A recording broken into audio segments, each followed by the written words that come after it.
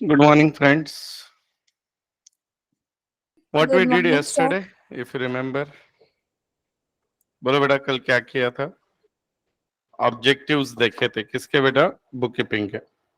अब आज का जो लेक्चर है ना, आपके जीवन में जब तक आप जिंदा हो तब तक आपको याद रखना है and for knowledge it is very important.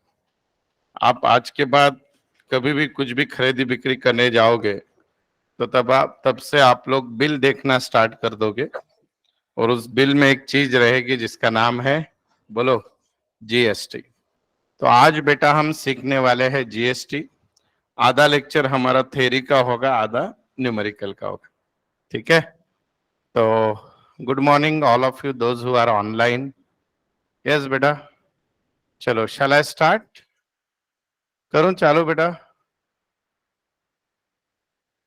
हर्षित, हर्षवर्धन, मंथन, परीक्षित, प्रिया, रेणु, ऋतुजा, समायरा, संस्कार, सेजल, श्रावणी, शिवानी, सोमेश एंड वरद। चलो बेटा, अभी मैं आपको एक बहुत इंटरेस्टिंग चीज से शुरुआत कर रहा हूं लेक्चर की। मेनली जो लोग नॉन कॉमर्स बैकग्राउंड से है, आपके मम्मी पापा, आप कोई भी, तो उनको भी ये चीज बहुत इंपॉर्टेंट है। कल के लेक्चर का थोड़ा सा पार्ट है, फिर हम आगे बढ़ेंगे। तो कल अगर आपको याद होगा, one of the objective of bookkeeping, बोलते जो हम अकाउंटिंग करते हैं, it is to know the tax liability. हमको गवर्नमेंट को कितना रुपया टैक्स देना है, ये हमको बुक्स ऑफ अकाउंट से पता चलता है। All of you understand this? तो अब ये जो टैक्स लाइबिलिटी है बेटा, आपको मैंने कल बताया कि इंडिया में दो टाइप के टैक्सेस है। कौन कौन से बेटा बोलो? डायरेक्ट टैक्स है और इनडायरेक्ट टैक्स है। जो टैक्स आपके पॉकेट से डायरेक्टली गवर्नमेंट के पास जाता है उसको डायरेक्ट टैक्स बोलते हैं। जो टैक्स आपको पता नहीं पर गवर्नमेंट के पास पहुंच जाता है वो क्या है? Indirect tax. जैसे बेटा मेरी साल की इनकम समझो 1 करोड़ है, मुझे 30 लाख रुपया भरना है तो मुझे ही भरना पड़ेगा। That is income tax, that is direct tax. पर समझो मैं क्लासेस चला रहा हूं, क्लास के फीस पे गवर्नमेंट ने बोला है कि जीएसटी लेना है, मैं आपसे लेके गवर्नमेंट को दे रहा हूं, तो आप ही भर रहे हो, पर जा मेरे पास से रहा है लेकिन एक्चुअल में दे आप रहे हो। So indirectly you are paying to government. It is called as what बेटा? Indirect tax. क्लियर है? तो अभी उसी इनडायरेक्ट टैक्स का सबसे बड़ा पार्ट क्या है बेटा? GST. GST stand for, GST का फुल फॉर्म क्या है बेटा? Goods and service tax. कभी सुना है पहले या नहीं? ओके बेटा, ये जीएसटी की शुरुआत कैसे हुई इंडिया में, और साथ ही साथ फिर हम देखेंगे कि जीएसटी है क्या। बेटा जीएसटी के पहले भारत में क्या होता था, पहले वो समझ लो तो आपको जीएसटी जिंदगी भर याद रहेगा। इसके पहले भारत में था सेल्स टैक्स, इसके पहले भारत में था सर्विस टैक्स, इसके पहले भारत में था एक्साइज, इसके पहले भारत में था ऑक्ट्राय, इसके पहले भारत में था एडिशनल एक्साइज ड्यूटी, इसके पहले भारत में था और वगैरह वगैरह सीएसटी, इसके पहले भारत में था वैट। ऐसे बहुत सारे टैक्सेस थे, और वो बहुत सारे टैक्सेस के कारण इंडिया में कस्टमर जो है उसके हद तक जब प्रोडक्ट पहुंचता था तो उसका कैस्केडिंग इफेक्ट होता था। क्या वर्ड लिखा बेटा मैंने? Cascading. Anybody knows the meaning of this word cascading? नहीं पता? देखो ऑनलाइन वाले गूगल करके देखो कैस्केडिंग क्या है। What is cascading? तो कैस्केडिंग का मतलब होता है टैक्सेस ऑन टैक्स। कैस्केडिंग का मतलब क्या होता है? Tax on tax. सर क्या मुसीबत है? एक एग्जांपल देता हूं। समझो बेटा मैं मैन्युफैक्चरर हूं, आपको इतने डेप्थ में कोई नहीं पढ़ाएगा, ये अभी पॉसिबल है क्योंकि अभी हमको टाइम है बोल के, बाद में तो बोलोगे जीएसटी बोलते गुड्स एंड सर्विस टैक्स खत्म, लेकिन अभी आपको उसके डेप्थ में जाना है। तो समझो एक मैन्युफैक्चरर है, वो ये पेन बना रहा है 1,000 रुपए में। कितने में बना रहा है? 1,000, या उसको 1,000 में बेचना है। तो जब जीएसटी नहीं था तो इस पे मैन्युफैक्चरिंग पे बेटा भारत में एक्साइज ड्यूटी लगती थी। क्या बोलते थे? एक्साइज ड्यूटी, मराठीत त्याला उत्पादन शुल्क म्हणतात. ठीक है. तो एक्साइज ड्यूटी समझो बेटा इस पे 20% थी, 200 रुपया. तो इसकी प्राइस कितनी हो गई बेटा पेन की? 1200. और फिर उस पे सेल्स टैक्स लगता था, वो वैट है, सीएसटी के नाम से लगता था. समझो वो 10% है. वो 10% 1000 पे नहीं लगता था, 1200 पे लगता था, 120. तो कीमत हो गई 1320. तो बेटा कस्टमर को जो है ये 200 रुपए पे भी टैक्स लग रहा है कि नहीं? क्योंकि प्रोडक्ट की कीमत तो 1000 है. तो जो सेल्स टैक्स लगना चाहिए था वो 1000 का 10% 100 रुपया लगना चाहिए था. पर वो लगता था एक्साइज ऐड होने के बाद जो वैल्यू है उस पे लगता था. तो इसको बोलते हैं कैस्केडिंग इफेक्ट. यानी गवर्नमेंट टैक्स पे भी टैक्स ले रही थी. आपको मीन्स पुराने जमाने में जब अंग्रेज थे, जब लगान लेते थे, तो लगान इतनी डेंजर रहती थी कि 100 रुपए में के 90 रुपए गवर्नमेंट ही खा जाती थी. तो like that was the system before GST. Taxation बहुत ज्यादा था. तो उसके कारण अल्टीमेटली प्राइस तो हमको पेड करना है, कंज्यूमर को. लास्ट में प्रोडक्ट परचेस करने वाले हम है. कितने भी लोग, मैन्युफैक्चर ने होलसेलर को बेच दिया, होलसेलर ने डिस्ट्रीब्यूटर को बेच दिया, डिस्ट्रीब्यूटर ने रिटेलर को बेच दिया, रिटेलर ने अपने को बेचा. पर ये सबके पास से गुड्स आते आते उसकी प्राइस बढ़ती जाती थी. और उसका भुर्दंड किसको बैठता था? कस्टमर को. तो गवर्नमेंट को जब ये समझ में आया कि ये इकोनॉमी के लिए अच्छा नहीं है, फिर उसमें लोग क्या करने लगे बेटा? टैक्स डुबाने लगे. क्या करने लगे? टैक्स डुबाने लगे. फिर गवर्नमेंट ने दो मेजर स्टेप्स लिए बेटा. एक, जीएसटी को इंप्लीमेंट किया. दूसरा, अपने पास आया क्या बेटा? ब्लैक मनी के लिए डिमोनेटाइजेशन. क्या है बेटा? डिमोनेटाइजेशन. तो डिमोनेटाइजेशन आने के कारण अभी आप अगर कभी गूगल वगैरह अच्छे न्यूज़पेपर न्यूज चैनल देखते हो, तो you won't believe India is the first rank country where we have the maximum online transactions. हमारे उतना ऑनलाइन पोर्टल जैसे GPay, PhonePe number of transaction world में सबसे ज्यादा किए जा रहे हैं. बिकॉज ऑफ दिस अभी कोई वैलेट में पैसा ही नहीं रखता, हर एक के पास मोबाइल है, कर स्कैन और पे कर. तो उसके कारण अपना ब्लैक मनी कम हो गया. और हर व्यापारी को जीएसटी का जो रेट है वो इतना रीजनेबल हो गया और रिकॉर्ड्स इतने सिंपल रखने पड़ते हैं. उसके कारण हर व्यापारी कोशिश कर रहा है कि वो व्हाइट में ही सब बताए. व्हाइट और ब्लैक का मतलब कलर नहीं होता है. व्हाइट यानी transaction should be shown by way of bank और transaction must be shown in the books of account. Black यानी जो कैश में है, जो बताना नहीं है. बोलो बेटा.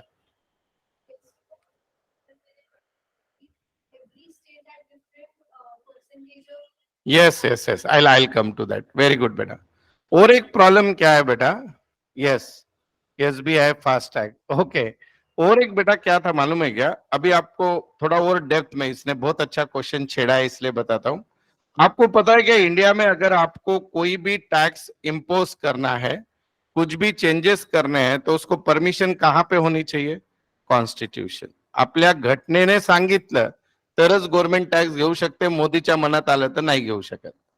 तो कॉन्स्टिट्यूशन में अगर आप, मेरे ख्याल में एंट्री नंबर 97 बोल के एक से ये है पार्ट, उसमें ऐसा दिया गया था बेटा, there are certain taxes. India में जो है ना बेटा, हमारे यहाँ पे जो सिस्टम है लोकशाही का, वो सिस्टम ऐसा है कि याला अपन द्विपक्षीय ये बोलता है. मीन्स स्टेट और सेंट्रल गवर्नमेंट हमेशा सेम ही रहेगी, इसकी कोई गारंटी नहीं. All of you agree with me? जैसे बेटा कुछ साल पहले महाराष्ट्र में महाविकास आघाड़ी था और सेंट्रल गवर्नमेंट में बीजेपी था. अभी बीजेपी और यहाँ पे भी यही है, राइट? या फिर राजस्थान में कांग्रेस है और उधर सेंट्रल गवर्नमेंट में बीजेपी है, राइट? तो बेटा अंबेडकर इतने दूर का सोचने वाले थे. उन्होंने जब कॉन्स्टिट्यूशन बनाया तब कॉन्स्टिट्यूशन में एक पार्ट डाल दिया जिसको बोलते हैं बेटा स्टेट लिस्ट, फिर बोलते हैं union list and concurrent list. वाह, आपको पता है सबको? अरे बहुत बढ़िया. किस में था बेटा ये आपको? 10th में था. वाह वाह वाह, बहुत अच्छी बात है. तो बेटा कुछ टैक्सेस ऐसे है वो सिर्फ स्टेट गवर्नमेंट ले सकती है, कुछ टैक्सेस ऐसे है वो सिर्फ सेंट्रल गवर्नमेंट ले सकती है, और कुछ टैक्सेस ऐसे है जो दोनों मिलके ले सकते हैं. तो प्रॉब्लम क्या था बेटा? सेल्स टैक्स जो था, बोलते जब भी आप गुड्स बेचोगे वो स्टेट के लिस्ट में था, और एक्साइज ड्यूटी जो थी या सर्विस टैक्स जो था वो लिस्ट में था, यानी सेंट्रल गवर्नमेंट. इवन अभी भी बेटा इनकम टैक्स जो है वो किनके पास है बेटा? यूनियन लिस्ट में। इसका मतलब क्या है? ऐसे क्यों किया होगा अंबेडकर ने? What was the logic? Logic is very simple कि कल को सेंट्रल गवर्नमेंट किसी और की हो, स्टेट गवर्नमेंट किसी और की हो, तो अन्याय तो होगा कि नहीं? समझो, इमेजिन करो सारे टैक्सेस स्टेट गवर्नमेंट को दे देते तो मोदी को तो भीख ही मांगना पड़ता था सबको। या उल्टा होता है कि सारे टैक्सेस सेंट्रल गवर्नमेंट में होते तो सारे स्टेट गवर्नमेंट को भीख मांगना पड़ता था। तो हर गवर्नमेंट अपनी जगह अपने पांव पे खड़े रहे, तो वो विजन आज के 60-70 साल पहले अम्बेडकर ने देख के रखा था। इसलिए कॉन्स्टिट्यूशन बनाते वक्त ही टैक्सेशन की लिस्ट बना दी थी, ये मैटर स्टेट गवर्नमेंट का है, ये मैटर सेंट्रल गवर्नमेंट का है, ये दोनों का है। तो उसके कारण बेटा सेल्स टैक्स पूरा किसको जाता था? State government. अब स्टेट गवर्नमेंट को जाने के कारण प्रॉब्लम ऐसा था बेटा कि हर स्टेट अपने मन में आए वैसा रेट लेती थी। बोलता फॉर एग्जाम्पल बोलता हूं, अभी भी जैसे पेट्रोल है, आप देखते हो पेट्रोल क्या कि हर स्टेट में अलग अलग रेट है। गोवा में सस्ता है, इंडिया मीन्स महाराष्ट्र में महंगा है, क्यों? या लाइक मध्य प्रदेश में और महंगा है। द रीजन बीइंग अभी भी पेट्रोल सेल्स टैक्स एक्साइज उसमें जीएसटी में नहीं आया है। तो जो स्टेट के मन में आए वो टैक्स रेट उस पर लगाते हैं, उसके कारण किसी स्टेट में वो सस्ता है, किसी स्टेट में वो महंगा है। आपका नॉलेज थोड़ा सा अपडेट कर दो, आपको गलत इंफॉर्मेशन है, don't take it otherwise. Goa में दारू सस्ती मिलती है, क्या रीजन है? वहां पे कोई जमीन से दारू नहीं निकलती है बेटा, दारू के झाड़ नहीं है गोवा में कुछ। So what is the reason why the alcohol is cheaper in the Goa? वहां पे टैक्सेशन कम है उसका। तो क्योंकि सबसे ज्यादा टैक्स हर गवर्नमेंट दो ही चीजों पे कलेक्ट करती है, सिगरेट एंड अल्कोहल। तो गोवा में अल्कोहल पे टैक्सेशन कम है, इसलिए गोवा में वो सस्ता है। That is the only reason, nothing about quality या यूनिट वगैरह, ऐसा कुछ भी नहीं है बेटा। तो आज के बाद याद रहेगा, हम अकाउंट के स्टूडेंट हैं, हम टैक्सेशन के स्टूडेंट। तो क्या है कि स्टेट गवर्नमेंट में सेल्स टैक्स आता था और सेंट्रल गवर्नमेंट में आता था एक्साइज सर्विस टैक्स। तो ये दोनों का मनोमिलन ही नहीं हो रहा है। सेंट्रल गवर्नमेंट बोल रही है कि हम हमारा टैक्स का प्रॉब्लम आएगा, स्टेट गवर्नमेंट बोल रहे हमारा सेल्स टैक्स डूब जाएगा। तो इनका शुरुआत जीएसटी की बेटा मनमोहन सिंह के टाइम से हुई थी, 10 साल 15 साल पहले से। उन्होंने उसकी नींव रखी कि हम जीएसटी लाते हैं, क्योंकि वर्ल्ड वाइड हर प्रोग्रेसिव कंट्री में जीएसटी है, पर इंडिया में जीएसटी नहीं है। तो तब उन्होंने नींव रखी थी, लेकिन उसके लिए क्या बदलना पड़ता था? कॉन्स्टिट्यूशन। और कॉन्स्टिट्यूशन इतना इजी नहीं है बदलना, उसके लिए हर स्टेट का सेंट्रल का आपको क्या चाहिए होता है? मेजोरिटी चाहिए, सपोर्ट। तो वो जो सपोर्ट आया उसके बाद जीएसटी इंप्लीमेंट हुआ। नहीं तो जीएसटी इंडिया में कभी आ सकता था, 1947 के बाद कभी भी आ सकता था। लेकिन जब हमारी कॉन्स्टिट्यूशन बनी उसमें ही राइट नहीं दिया गया कि स्टेट सेंट्रल के बीच में नहीं घुस सकती। जैसे आप आपके मम्मी पापा को बोले मेरे बीच में मत बोलो, मम्मी पापा बोले तुम मेरे बीच में मत बोलो। सो what is that? Is your union list and that is your state list. और कुछ मैटर ऐसा है कि आप सोच समझ के दोनों मिलकर डिसीजन लेते हो, that is your concurrent list. Understand? तो ये दोनों का भेदभाव सब पॉइंट दूर करके फिर जन्म हुआ गुड्स एंड सर्विस टैक्स का। क्या हुआ बेटा? Goods and service tax. अब भारत में ना तो उत्पादन शुल्क लगता है, बोलते एक्साइज ड्यूटी नहीं है, ना तो सेल्स टैक्स सेपरेट लगता है, ना सर्विस टैक्स सेपरेट लगता है। हर वस्तु पे, हर सर्विस पे एक ही टैक्स लगता है। One nation one tax, it is called GST. पहले तो क्या होता था बेटा? मेरी फैक्ट्री है, समझो ये पेन बनाने की, ध्यान से सुनो। मैंने 1000 पेन मैन्युफैक्चर कर दिए, बेचा एक भी नहीं, तो भी मुझे एक्साइज ड्यूटी देना पड़ता था, क्योंकि excise duty is tax not on sale, tax on manufacturing. और फिर बेचने के बाद मुझे सेल्स टैक्स देना पड़ता था। Have you understand this? और उससे क्या होता था? मुझे सेट ऑफ नहीं मिलता था और प्रोडक्ट की कीमत बढ़ती जाती थी। सेट ऑफ क्या है अभी 5 मिनट बाद आपको समझेगा। यहां तक किसी को कुछ डाउट है बेटा? ऑनलाइन स्टूडेंट कोणाला काही डाउट है बेटा इथपर्यंत? ऑनलाइन स्टूडेंट किसी कुछ डाउट नहीं? आपको कुछ डाउट है बेटा? नहीं। अब बेटा ये समझने के लिए आपको 3 चीजें समझनी है, ध्यान से सुनो। पहला है इंट्रा स्टेट सेल, ये बुक में नहीं है आपके कहीं पे भी, पर प्रॉब्लम में आएगा। दूसरा है बेटा इंटर स्टेट सेल, और तीसरा है बेटा इंपोर्ट और export, import oblique export. Intra state, interstate and import oblique export. कोई बताएगा बेटा व्हाट इज इंट्रा स्टेट? किसी को पता है? विथ इन द, दो अलग अलग है within the state. Intra means within the state and inter यानी one state to another and import and export means two different countries. ठीक है, तो अभी यहां पे ध्यान दो बेटा। अब हमारे प्रॉब्लम से रिलेटेड चीज है, अपना जो व्यापारी है जिसकी हम अकाउंटिंग कर रहे हैं उसका वो है, उसका नाम है राम और वो बैठा है पुणे में। कहाँ पे बैठा है बेटा? पुणे में। और वो गुड जो सेल कर रहा है, अच्छा ये आई नहीं रहा है स्क्रीन, एक ही मिनट बेटा, स्क्रीन को ये करता हूं मैं। हे भगवान,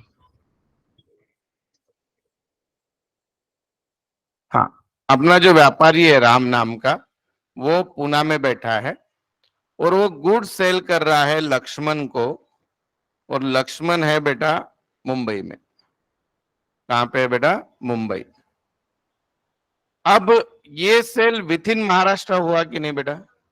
ये क्या हुआ बेटा? विथ इन महाराष्ट्र। इसको कौन सा सेल बोलोगे बेटा? Intra state. अच्छा, मैं आपको ये बोलना ही भूल गया, फिर सेंट्रल गवर्नमेंट और स्टेट गवर्नमेंट में सेटलमेंट क्या हुआ वो तो बोलना ही भूल गया। दोनों भी तैयार नहीं थे, दोनों ही बोले मैं मेरा टैक्स नहीं छोड़ूंगा, वो बोल रहा मैं एक्साइज नहीं छोड़ूंगा, ये बोल रहा मैं सेल्स टैक्स नहीं छोड़ूंगा। स्टेट बोल रहे हमारा लॉस होगा, सेंट्रल बोल रहे हमारा लॉस होगा। लेकिन सेंट्रल गवर्नमेंट को पता था इससे देश में अच्छा टैक्सेशन इंप्लीमेंट होगा और टैक्स डुबाने वाले कम होंगे और कलेक्शन ज्यादा होगा। उन्होंने स्टेट गवर्नमेंट को एश्योरेंस दिया। किसने? सेंट्रल गवर्नमेंट ने।